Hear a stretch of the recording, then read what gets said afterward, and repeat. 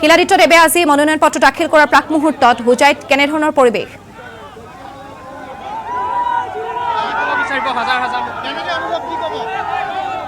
আজি মই মনোনয়ন পত্ৰ জমা দিবলৈ গৈ আছোঁ আৰু হোজাইবাসীৰ মৰম স্নেহ আৰু যিটো আস্থা সেই আস্থাটো লগত লৈ গৈ আছোঁ। আমি ইয়াৰ পৰা খোজকাঢ়ি যাম DC অফিচলৈ আৰু মনোনয়ন পত্ৰ জমা দি আকৌ ইয়াতে উভতি আহিম। যি সমৰ্থক দেখা গৈছে হোজাই ইতিহাসত প্ৰথমবাৰ ইমান সমৰ্থক আছে আপোনাৰ লগত, কেনেকৈ অনুভৱ? সেয়া হোজাইবাসীৰ মৰম, মই ক'লোঁ স্নেহ আৰু তেওঁলোকৰ আস্থা, তেওঁলোকৰ বিশ্বাস, তেওঁলোকে যিটো মৰম দিছে। মোৰ মনত আছে 2016 চনত যেতিয়া মই ইলেকশ্যন কণ্টেষ্ট কৰি আছিলোঁ, তেতিয়া মই গাঁৱে গাঁৱে গৈছিলোঁ, ঘৰে ঘৰে গৈছিলোঁ। এতিয়া বস্তুটো উল্টা হৈ গ'ল। এতিয়া গাঁৱৰ মানুহ, প্ৰত্যেকজন মানুহ মোৰ ঘৰলৈ আহি গৈছে। সেইকাৰণে এটা ৰিভাৰ্চ। সেইকাৰণে এই আশীৰ্বাদ, এই যিটো মৰম, মোৰ এনেকুৱা লাগিছে যে মই মানে বন্ধকত গুচি গৈছোঁ। আগতেও বিধায়ক হৈছিল, এনেকুৱা সঁহাৰি পাইছিল? প্ৰথমবাৰ 2011 চনত যেতিয়া ইলেকশ্যন কণ্টেষ্ট কৰিলোঁ তেতিয়াতো পৰাজিত হৈছিলোঁ, কিন্তু আমি খুব কষ্ট কৰিছিলোঁ। 2016ত আমি আৰু পৰিশ্ৰম কৰিলোঁ। পৰিশ্ৰম কৰাৰ পিছত আমি 1,05,500 ভোট পাই পেলাই লগৰ মানে মানুহৰ মৰম, মানুহৰ যিটো বিশ্বাস, সেইটো অৰ্জন কৰি আমি ইয়াত বিধায়ক হৈছিলোঁ আৰু চেষ্টা কৰিছিলোঁ ৰাইজৰ বাবে কাম কৰিবৰ কাৰণে।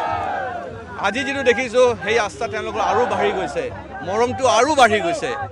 আৰু মই কি বুলি ক'ম, শব্দ নাই।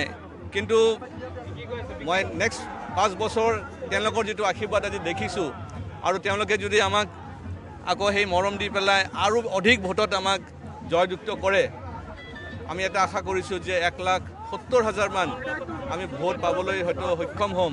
মানুহৰ যিটো মৰম দেখা পাইছোঁ, তেতিয়াহ'লে আমি আৰু বেছিকৈ কাম কৰিম। আৰু খালি মই হোজাইবাসীৰ কাৰণে নহয়, গোটেই হোজাই জিলাৰ কাৰণে কাম কৰিম, অসমৰ কাৰণে কাম কৰিম। বিৰোধী ক্ষেত্ৰত কিবা ক'বনে?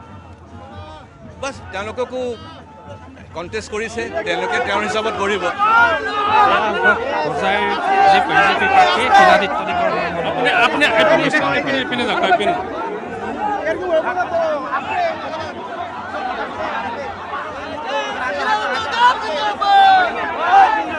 যথেষ্ট সংখ্যক সমৰ্থকক লগত লৈ এয়া ভাৰতীয় জনতা পাৰ্টিৰ প্ৰাৰ্থী শিলাদিত্য দেৱে মনোনয়ন পত্ৰ দাখিল কৰিবলৈ আগবাঢ়িছে আৰু তেওঁ কৈছে যে হোজাইবাসী ৰাইজে এইবাৰ শিলাদিত্য দেৱকে জয়ী কৰিব বুলি তেওঁ আশাবাদী আৰু এয়া মনোনয়ন পত্ৰ দাখিল কৰিবলৈ তেওঁলোকে খোজকাঢ়ি সমতল কৰি যোৱাৰ কথা প্ৰকাশ কৰিছে আৰু পুনৰ সেই স্থানতে এক সভাৰ আয়োজন কৰা হৈছে।